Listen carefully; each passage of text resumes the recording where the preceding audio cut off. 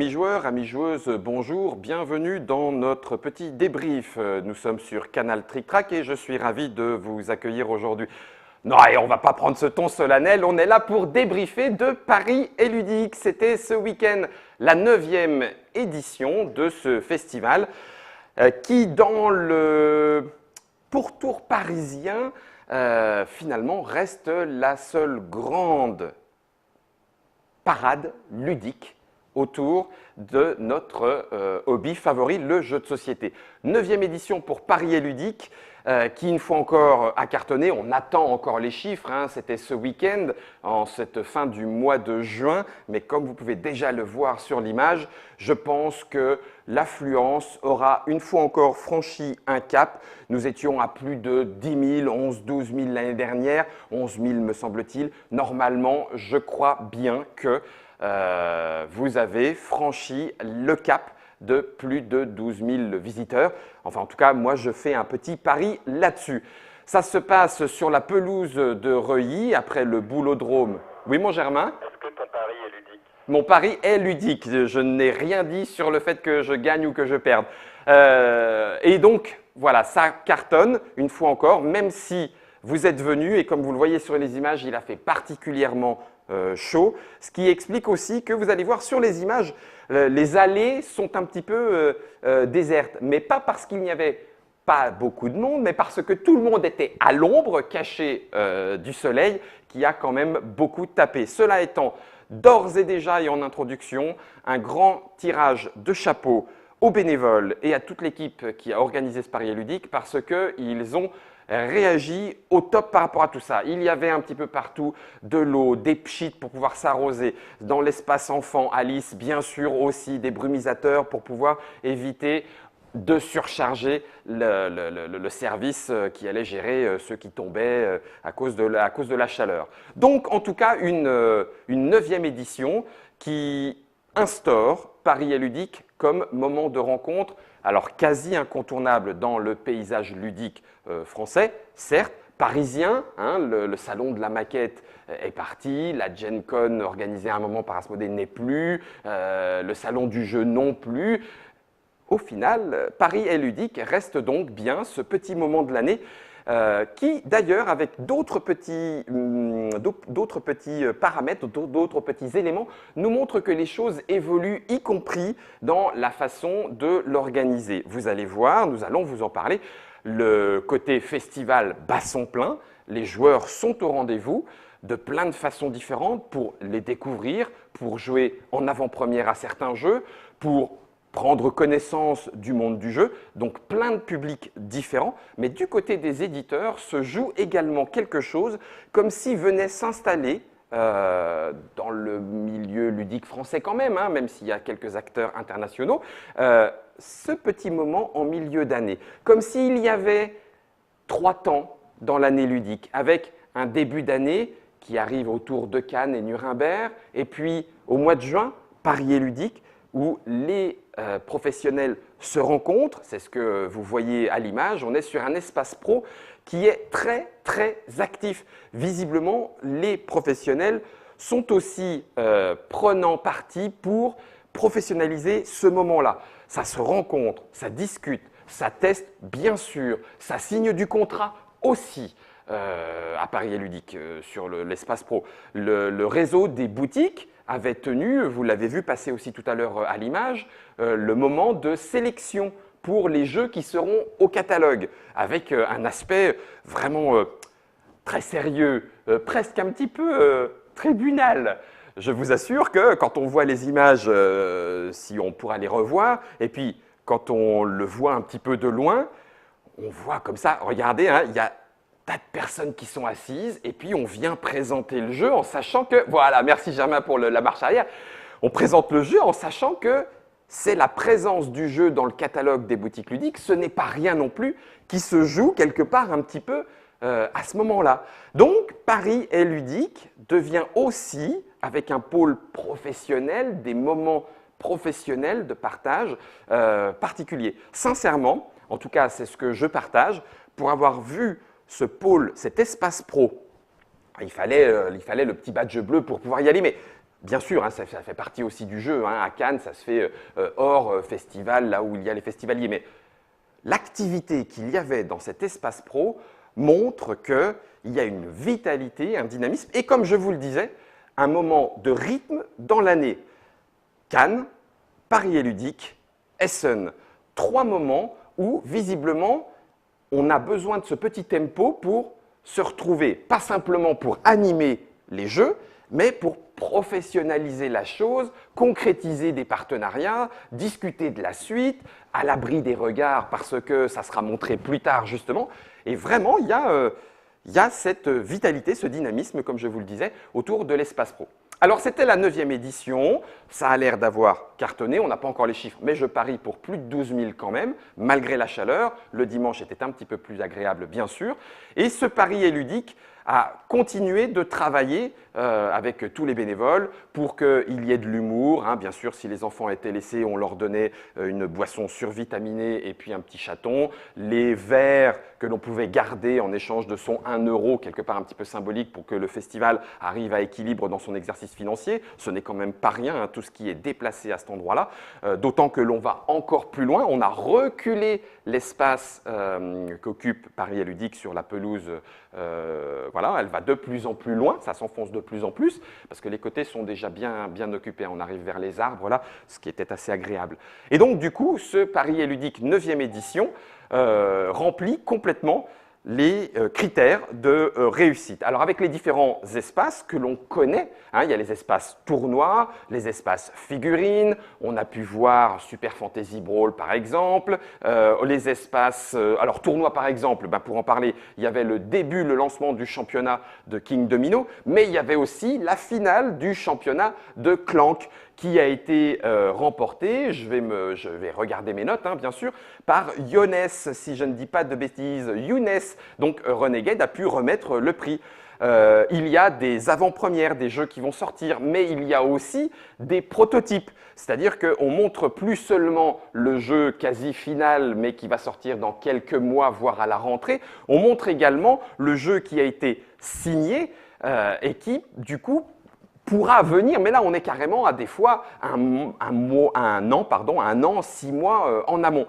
Et ça, ce besoin, cette envie de play-tester, de voir comment le public réagit par rapport à un jeu qui a fait mouche auprès d'un éditeur, mais qui a besoin d'une validation de la part du public, est maintenant clairement installé. Alors, il y a d'autres éléments. Hein. La communication devient de plus en plus importante. Comment aller chercher les joueurs? Alors là, heureusement, la chaleur faisait que les tables étaient quand même vraiment bien occupées à partir du moment où elles étaient à l'ombre quand même. On a vu le nouvel éditeur, Corones, par exemple, avec une petite tablette sur laquelle le jeu était disposé. Quelqu'un avec son taban d'Écossais, une banderole dans le dos, affrontant la chaleur, pour aller, non pas attendre que le joueur vienne, mais pour aller vers le joueur. C'est-à-dire qu'il faut maintenant un petit peu suer et transpirer pour se faire remarquer au milieu de ces 12 000 joueurs qui sont venus à Paris et Ludique. Donc comme je vous le disais, cette année, c'était 223 exposants.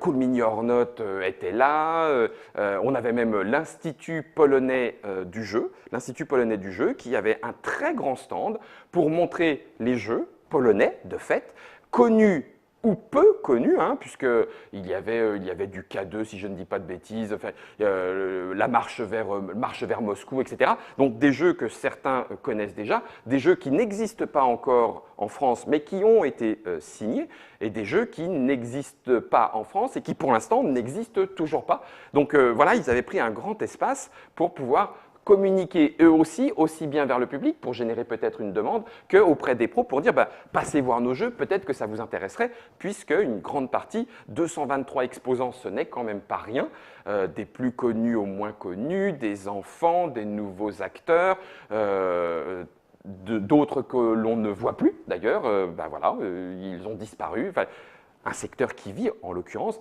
Donc 223 exposants du côté jeux de société. Il y avait donc l'espace tournoi, comme je vous l'ai dit, l'espace figurine, actif aussi. Martin Grandbarbe était même là enfin était même là, lui et d'autres, hein, mais c'est pour signaler ces petits points comme ça, pour faire de la peinture sur figurine, un petit stage comme ça sur le trône de fer. Je pense que M. Benoît Forget et Croc seront ravis, puisque comme ils ont eu un petit peu le coup de cœur sur le trône de fer, ben, quand on peint ces figurines, c'est qu'à mon avis, il y a suffisamment de joueurs pour pouvoir avoir cet intérêt-là, à le rehausser avec des figurines peintes. Donc le jeu de rôle aussi, jeu de rôle qui est pour le coup peut-être bien la vague qui monte, de plus en plus de gens et de plus en plus en famille. On essaye avec des âges mélangés, du plus jeune au plus grand. Il y avait même une session jeu de rôle sur le stand Accessi Jeux, à qui je fais un coucou puisque j'en suis le parrain cette année, Accessi Jeux, pour rendre avec un maître de jeu expérimenté, mais expérimenter avec une table de malvoyants aveugles partagée pour faire une séance de jeu de rôle et découvrir ce jeu, ce qui est assez génial.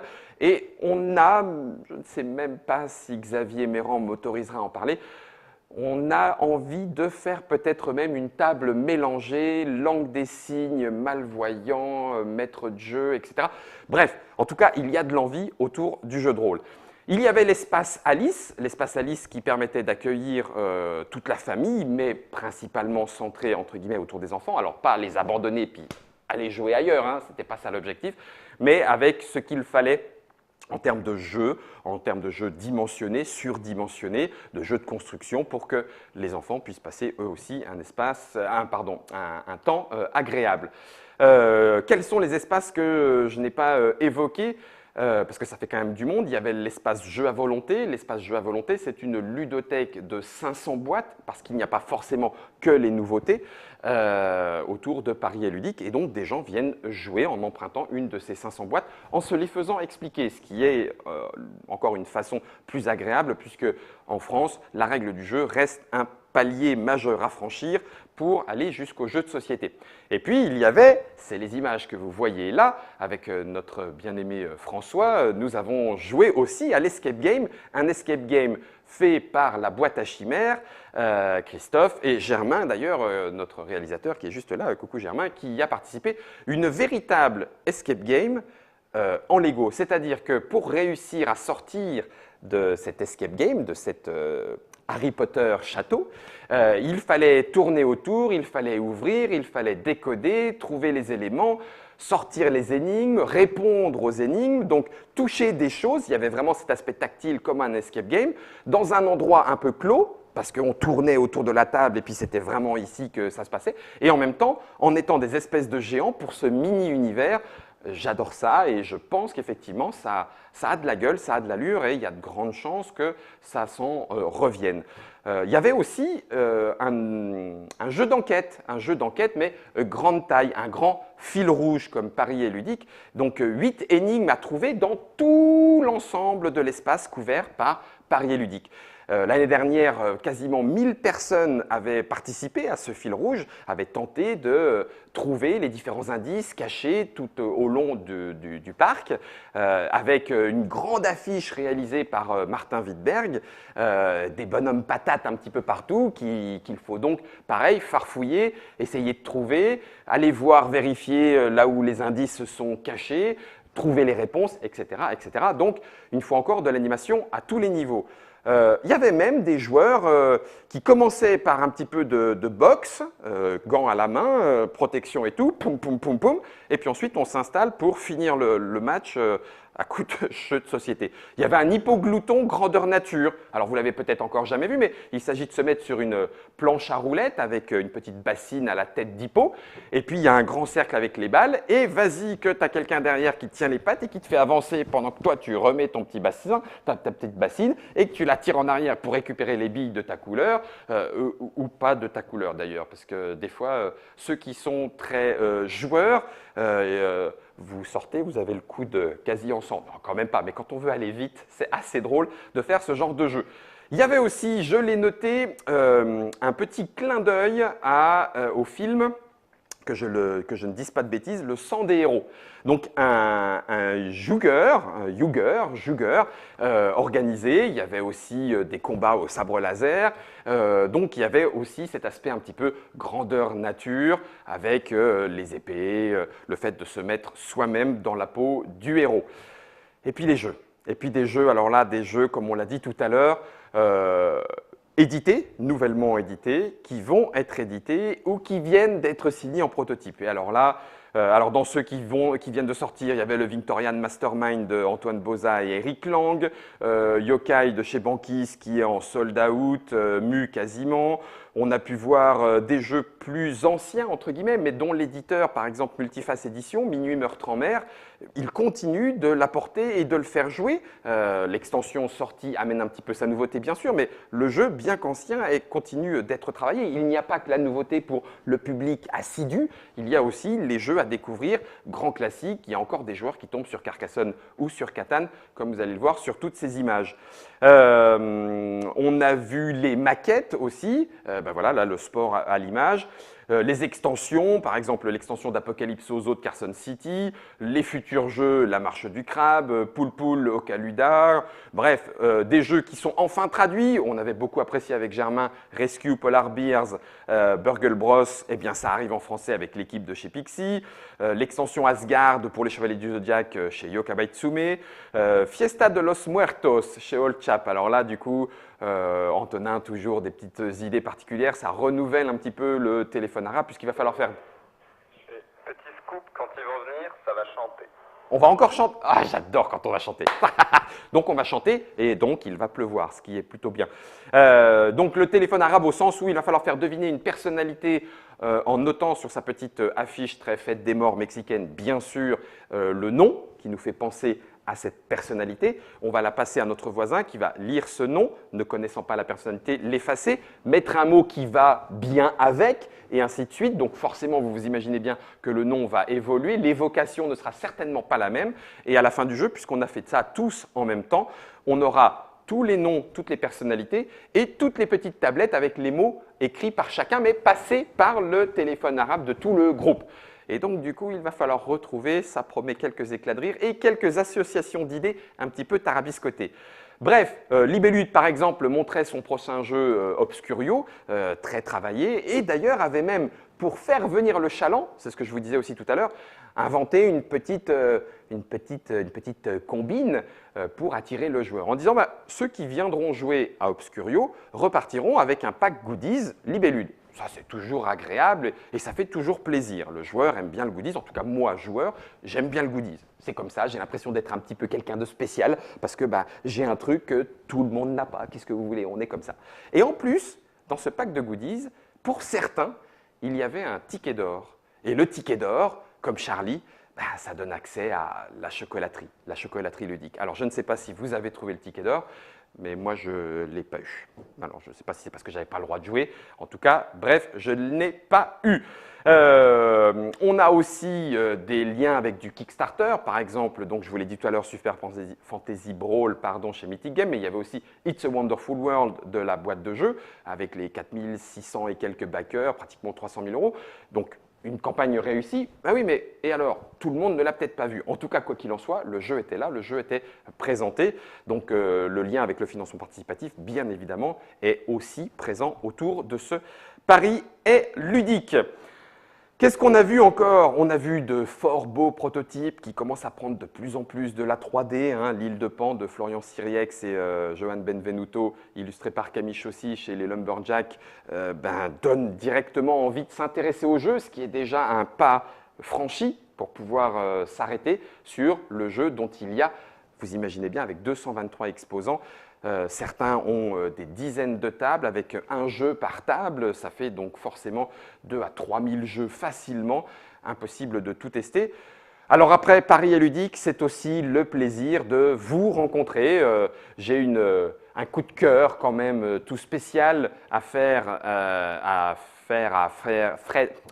à Fred, Dodd, à Nicolas Warenbourg, à Camille et à Johan Museau, parce qu'on s'est fait une partie de Clusters chez Borderline Edition. Vous l'avez vu tout à l'heure sur les images avec les aimants. La petite ficelle qui entoure, je ne parle du string de personne, c'est pas ça que je voulais dire, mais la petite ficelle, élément de jeu qui entoure les aimants et qui délimite l'espace de jeu, est un petit plus absolument délicieux, puisqu'on a même joué en faisant un nœud, en essayant de faire un dessin, on peut tirer un petit peu, mais à ses risques et périls, puisque les aimants risquent tout d'un coup d'entrer en animation l'un avec l'autre. Bref, c'est ces petits moments aussi qui rendent Paris et Ludique génial, mais comme beaucoup de manifestations. Mais il y a certaines de ces manifestations où on a l'impression d'y retrouver un petit peu ceux que l'on ne voit parfois qu'une fois par an et à distance, quand c'est pas à Cannes, quand c'est à Essen. Et là, il y a aussi Paris et Ludique. Et ben, voilà, ça permet de mettre ce qui est normalement le centre de notre activité favorite, c'est-à-dire un petit peu de l'humain, du partage autour de ce jeu de société qui finalement quelque part n'est que le médium pour passer de fort bons moments. Et bien là, du coup, pouvoir rencontrer des joueurs, même si je ne l'ai pas vu, j'ai vu la photo de Sleep Boy, ce cher Heinz qui était en animation sur Domination chez Holy Grail, qui avait aussi bien évidemment Rallyman GT. Et ben voilà, ce sont des gens que l'on ne voit qu'à distance et ces jours-là, ces jours de festival, c'est les moments où on peut se claquer une bise, partager un petit moment, un petit verre d'eau, un petit arrosage, un petit bon mot. Et c'est aussi ça qui fait l'intérêt, bien sûr, de Festival Paris et Ludique. Comme d'autres festivals, je ne dénigre pas l'un pour augmenter l'autre, mais celui-là avait ce petit côté particulier, ça sent déjà un petit peu bon les vacances. D'ailleurs, c'est le moment, nous on va aller se reposer à la plage. Paris-Plage, non. Paris et Ludique, c'est bien et c'est suffisant. Si l'année prochaine, il pouvait y avoir un tout petit peu de fraîcheur et un petit peu de nuages, mais pas de pluie, je pense qu'il y a encore un bon nombre de festivaliers qui ont dû massacrer leurs chaussures, mais que voulez-vous, on était en extérieur et c'était plutôt chouette.